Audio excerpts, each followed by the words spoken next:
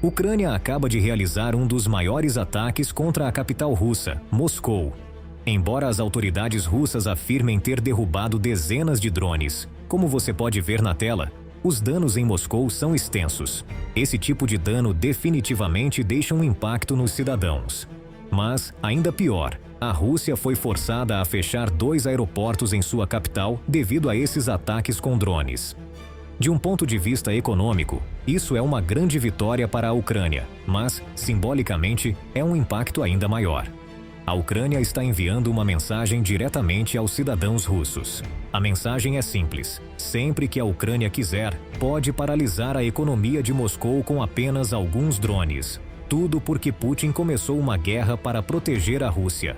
Não é irônico que Putin tenha dito aos cidadãos russos que precisava começar essa operação militar especial para proteger os russos? Mas antes do início dessa guerra, não havia ataques em Moscou. Não havia exército estrangeiro dentro das fronteiras russas e a economia russa não estava enfrentando sanções. Antes de continuarmos com os detalhes, não esqueça de se inscrever no canal, dar like e deixar seus comentários. Vamos continuar. Não seria interessante se alguém pudesse fazer essas perguntas diretamente a Putin? Bem, adivinhem. Alguém na recente cúpula do BRICS, que acabou de concluir, fez exatamente essa pergunta. Então, vamos ver isso, e depois ouviremos Chuck Farr explicar exatamente como os drones ucranianos conseguem enganar as defesas aéreas russas e chegar a Moscou. Mas primeiro, como sempre, certifique-se de deixar seu like abaixo, incluindo a segurança da Rússia, pois antes do início da operação militar especial, não havia ataques com drones em território russo, nem bombardeios em cidades russas, nem tropas estrangeiras ocupando o território russo, nada disso. E finalmente, como isso se compara com as declarações recentes da inteligência britânica, que afirmam que a Rússia pretende semear o caos nas ruas da Grã-Bretanha e da Europa, através de incêndios provocados, atos de sabotagem e afins. Onde está a estabilidade aqui? Obrigado. Deixe-me começar com a segurança da Rússia, porque para mim isso é prioritário. Você mencionou os ataques com drones e afins. Sim, isso não acontecia antes, mas a situação era muito pior. A situação era assim. Em resposta às nossas propostas constantes e persistentes para desenvolver contatos e relações com os países do mundo ocidental, sempre tentaram nos colocar em nosso lugar. Posso te dizer isso com segurança. Superficialmente, tudo parecia muito amigável. Mas, de fato, sempre tentaram nos colocar em nosso lugar. E nessa situação, a Rússia teria acabado sendo reduzida a um estado de segunda classe, cuja única função seria a de fornecedora de matérias-primas, resultando, em grande medida, na perda da soberania do nosso país. Nessa condição, a Rússia não só não poderia se desenvolver, simplesmente não poderia existir. A Rússia não pode existir se perder sua soberania. Esse é o ponto crucial.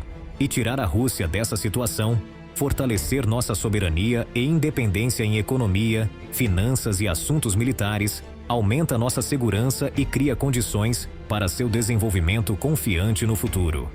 Como um Estado independente, completo e autossuficiente, com os parceiros que temos no BRICS, que respeitam a independência da Rússia, respeitam nossas tradições e a quem tratamos da mesma forma. Agora, em relação à questão da segurança em geral, já falei sobre a segurança da Rússia. Entendo o que você está dizendo. Mas do ponto de vista da segurança, é justo que durante anos nossos parceiros tenham ignorado nossos pedidos constantes para não expandir a OTAN para o leste? É justo que na nossa frente tenham prometido que não haveria tal expansão e depois fizeram isso violando suas obrigações? É justo que se aproximassem de nossa porta, por exemplo, na Ucrânia, e começassem a construir, não a preparar, mas já construir bases militares? Isso é justo? É justo realizar um golpe de Estado, como mencionei em resposta à pergunta de seu colega, sem nenhuma preocupação pelo direito internacional e todos os princípios de direito internacional e pela Carta da ONU? Financiar um golpe em outro país, neste caso a Ucrânia, e empurrar a situação para uma fase crítica? Isso é justo em termos de segurança global? E é justo violar suas obrigações da OSCE quando todos os países do Ocidente assinaram um documento que declara que não se pode ter segurança para um país se isso violar a segurança de outro país? Dissemos, Não façam isso. Isso viola nossa segurança. A expansão da OTAN. Eles fizeram de qualquer forma. Isso é justo? Aqui não há nada justo e queremos mudar essa situação. E nós vamos fazer isso. Veja, o que está acontecendo nas ruas de certas cidades europeias é o resultado das políticas internas desses países. Agora temos o ex-líder de esquadrão, Chuck Farr, que nos dará mais detalhes sobre o ataque que acabou de ocorrer e até analisará um vídeo que temos das defesas aéreas russas derrubando um drone ucraniano. Vamos entrar nisso. Esse foi o maior ataque de drones ucranianos em Moscou.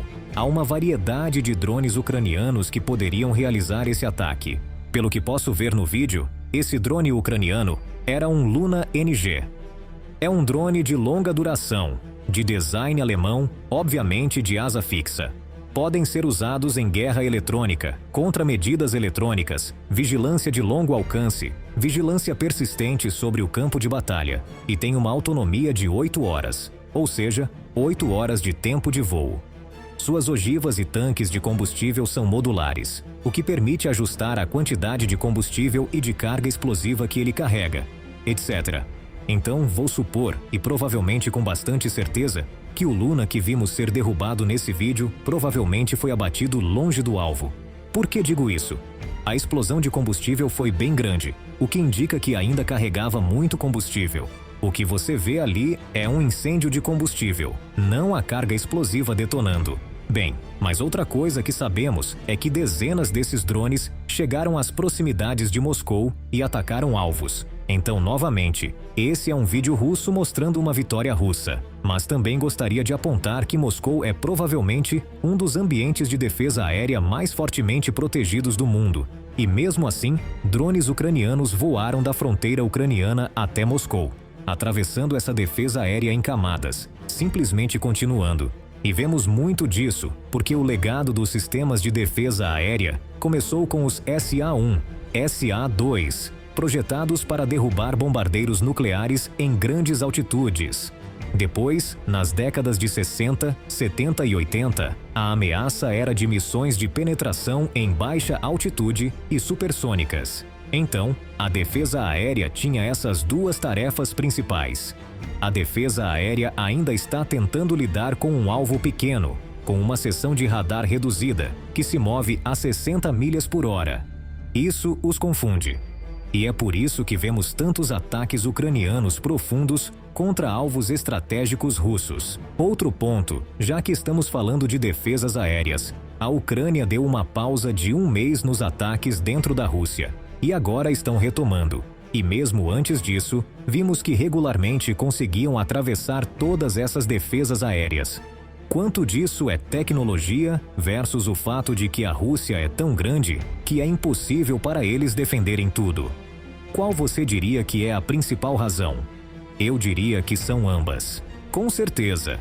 E outra coisa, quando vemos um ataque de drones, quero que todos saibam que eles não simplesmente reúnem 25, 100, 150 drones e dizem: lancem todos de uma vez. É uma batalha aérea. Não voam diretamente para o alvo. Eles atingem pontos de passagem e confundem os operadores de radar russos o máximo possível, mantendo o alvo. Ele não é perceptível até o último minuto. Alguns desses drones são enviados apenas como iscas. Existem drones de ataque especialmente modificados, especialmente alguns dos drones de ataque de alta velocidade. Podem voar alto e rápido, apresentando alvos que os russos não podem resistir e gastam seus mísseis. Muitas dessas baterias de mísseis SAM têm apenas uma quantidade limitada de mísseis. Então, se você puder enganar, se puder provocar o inimigo, tudo isso está muito bem sincronizado. E esse é o segredo. E os russos, ao mesmo tempo, fazem o mesmo. Eles variam a trajetória de entrada de seus drones. Lançam ondas de iscas. Tudo é movimento e contramovimento. Que impacto esses tipos de ataques estão tendo nos cidadãos russos? Porque foram obrigados a fechar 2 aeroportos em Moscou. Com certeza isso é algo importante. Sim, é. E esses ataques são quase mais simbólicos do que outra coisa. É a Ucrânia enviando a mensagem de que podemos fechar o LAX quando quisermos. Então tente imaginar que você está tentando pegar um voo de Washington e Dulles. E o LAX estão fechados porque o inimigo os atacou com drones e o inimigo está a 700 milhas de distância. Isso envia uma mensagem direta ao povo russo que o Pravda e seus canais de propaganda não precisam contar a eles. Agora eles sabem. Estão trazendo a guerra para casa. E não foi apenas um ataque a Moscou. A Ucrânia também retomou os ataques às refinarias russas. Aqui está o vídeo disso. E por último também temos a confirmação de ataques ucranianos em um depósito de munições russo na região de Briansk. Segundo os relatórios, foram registradas pelo menos 8 explosões, com incêndios e sinais de detonações secundárias em bases militares. Agora vamos ao segmento de ataque que cobrimos anteriormente, no qual 6 soldados norte-coreanos foram mortos na linha de frente russa após um ataque ucraniano. Parece que outubro começou muito bem para a Ucrânia. No início deste mês, mais de 20 soldados morreram como resultado de um ataque na região de Donetsk, que incluía 6 oficiais da Coreia do Norte, que vieram ajudar seus colegas russos. Agora algumas pessoas podem se perguntar: por que os norte-coreanos estão ajudando os russos? O segundo exército mais poderoso do mundo? Bem, eu acho que os russos pedindo ajuda aos norte-coreanos diz um pouco sobre o exército da Rússia e o estado de sua indústria de defesa. Porque, veja, no ano passado a Rússia estava desesperada. Precisava desesperadamente de projéteis para continuar sua guerra na Ucrânia. E não tinha para onde recorrer, exceto para a Coreia do Norte. Veja, a Coreia do Norte não tem muitas coisas. Não tem internet, não tem rádio, nem sequer tem comida, o que seria difícil de acreditar ao ver o tamanho de seu líder. Milhões de norte-coreanos morreram de fome e desnutrição porque o país carece gravemente de alimentos. Mas uma coisa que eles têm são armas. Eu acho que isso novamente diz algo sobre o estado do país quando as pessoas morrem de fome, enquanto o líder gasta continuamente uma quantidade interminável de dinheiro em armas e ainda assim exibe esse tipo de aparência. Mas para a Rússia, a Coreia do Norte tinha exatamente o que ela precisava. Agora, esses eram projéteis velhos, desatualizados e imprecisos. Mas no final das contas, a Rússia usará qualquer coisa que puder obter. Então, primeiro, Kim Jong-un foi convidado a visitar a Rússia. Fortalecem os laços entre seus países que datam da Guerra da Coreia. Putin disse que espera que a estação espacial possa ajudar Kim, que, segundo ele, está interessado em avançar no programa espacial da Coreia do Norte. Autoridades dos Estados Unidos de América dizem que o programa espacial da Coreia do Norte é, na verdade, uma cobertura para seu programa de mísseis balísticos de longo alcance, pois, se você pode lançar um satélite ao espaço, também pode lançar uma ogiva nuclear contra os Estados Unidos. Os mísseis balísticos intercontinentais norte-coreanos já podem alcançar qualquer parte dos Estados Unidos. Como para demonstrar um ponto durante a visita, a Coreia do Norte lançou mísseis balísticos durante a noite no Mar do Japão. Kim também pareceu elogiar a guerra de Putin na Ucrânia sem mencionar o país pelo nome. A Rússia se levantou em uma luta sagrada para defender sua soberania e proteger sua segurança contra as forças hegemônicas que se opõem à Rússia, disse Kim. Durante o jantar, Putin brindou pela amizade e pela saúde de Kim. O acordo entre Putin e Kim é bastante simples, segundo autoridades americanas. Putin está oferecendo ajuda à Coreia do Norte com tecnologia avançada e provavelmente alimentos em troca de munições, artilharia e foguetes que ele precisa para enfrentar a contraofensiva apoiada pelos Estados Unidos na Ucrânia. Troca de alimentos por armas. Segundo o relatório, cerca de 3 milhões de projéteis por ano são enviados de Pyongyang para Moscou, embora se acredite que um grande número deles seja defeituoso. Apesar disso, de acordo com o Times, a grande quantidade de projéteis fornecidos teve um papel crucial nos avanços exaustivos da Rússia no leste da Ucrânia, sendo o mais recente a captura de Volgogrado no início desta semana. Além disso, em agosto, a Yonhap informou que a Coreia do Norte enviou contêineres, presumivelmente para a Rússia, que poderiam conter mais de 6 milhões de projéteis. Em troca de munições, a Rússia forneceu à Coreia do Norte tecnologia para ajudá-la a lançar satélites espiões, bem como tanques e aviões. Além disso, Putin precisou visitar pessoalmente a Coreia do Norte, sua primeira visita desde o ano 2000. Foi assim que aconteceu. Kim Jong-un falando animadamente, e cada líder insistindo para que o outro entrasse primeiro na limusine. Mas essa é uma relação nascida da necessidade. Kim busca a ajuda da Rússia com tecnologia nuclear e de mísseis balísticos, e Putin depende cada vez mais da Coreia do Norte para centenas de milhares de rodadas de artilharia e mísseis em sua luta contra a Ucrânia. Kim e Putin se encontraram uma vez antes, no ano passado, na Rússia.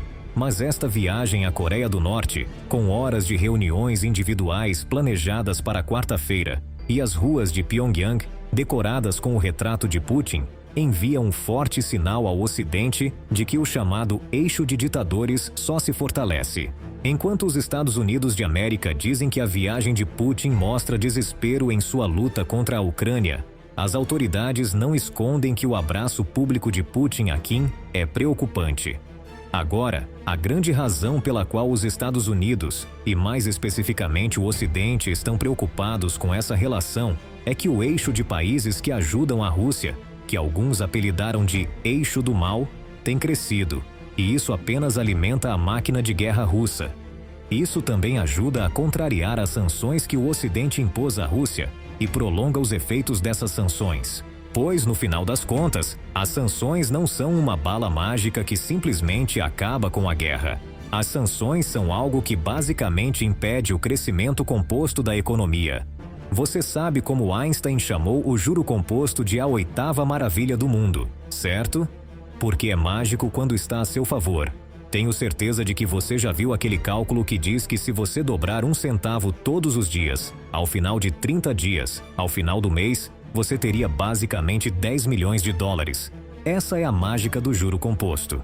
Por isso você quer investir. Novamente, não é que eu esteja tentando fazer algum tipo de propaganda, mas esse é o lado positivo do juro composto. Agora, o lado negativo é que mesmo que você perca 1% de crescimento, isso tem efeitos drásticos a longo prazo. Por exemplo, se a economia dos Estados Unidos de América tivesse crescido 1% a menos a cada ano desde 1090, os padrões de vida nos Estados Unidos estariam no nível do México. De forma alguma estou dizendo isso com falta de respeito ao México, mas o México ainda é considerado um país em desenvolvimento, certo? E simplesmente perder 1% a cada ano é onde estaríamos. E a parte surpreendente é que é onde a Rússia está. Portanto, as sanções não apenas destroem uma economia ou param uma guerra, elas afetam a economia a longo prazo. Apenas ampliam a diferença. E podemos ver claramente que a Rússia, a União Soviética, se desmoronou, e os padrões de vida nos Estados Unidos eram muito mais altos do que os dos russos. E essa foi uma das grandes razões pelas quais a União Soviética se desmoronou. As pessoas estavam sofrendo enquanto o governo gastava todo aquele dinheiro apenas para se manter no mesmo nível da corrida nuclear e de armas com os Estados Unidos de América. Então, esse era todo o objetivo das sanções a longo prazo. E a curto prazo, isso simplesmente torna cada vez mais difícil para a Rússia realizar as operações diárias de administração da guerra e do país, certo? Mas todos esses países que estão ajudando a Rússia, China, Coreia do Norte, Irã, tornaram um pouco mais complicado para os países que apoiam a Ucrânia a aplicarem as sanções. Isso é algo que discutimos em nosso primeiro podcast com Jason J. Smart. Então, ouça-o. Mas antes disso, acabamos de lançar o segundo episódio do podcast. Vou colocar o link abaixo, caso alguém tenha interesse. Falamos sobre geopolítica. Chama-se Caos e Paz. Dê uma olhada. Observamos o que aconteceu recentemente. E isso é algo importante. O eixo de países que está ajudando a Rússia, seus aliados, Coreia do Norte, Irã, Venezuela, já está enfrentando seus próprios problemas internos. No caso da Venezuela, as eleições recentes foram muito impopulares. Vimos protestos. A Venezuela realmente não pode fazer muito para ajudar. Mas depois olhamos para a Coreia do Norte, com grandes inundações no mês passado.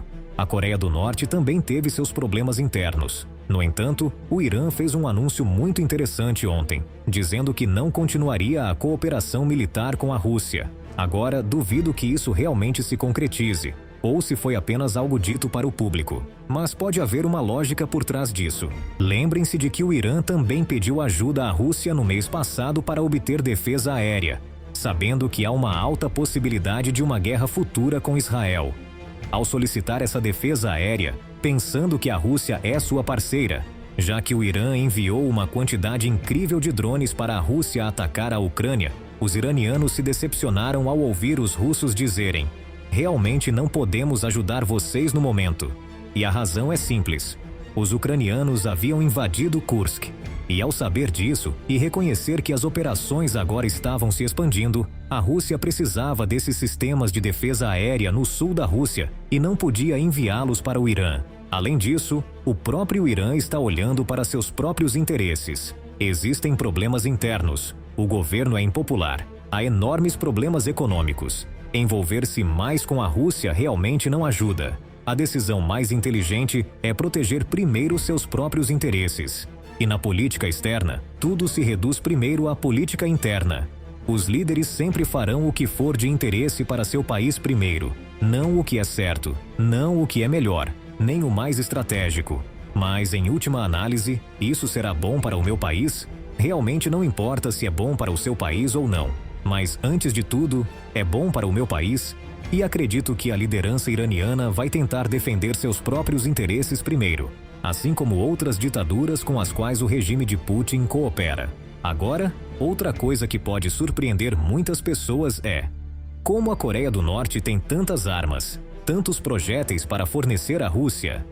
Bem, a economia está em dificuldades e uma grande razão é o quanto eles gastam em sua indústria de armamentos, em sua indústria de defesa. Este vídeo chegou ao fim.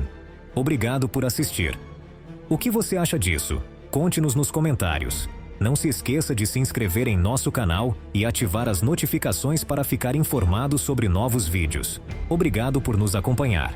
Até breve.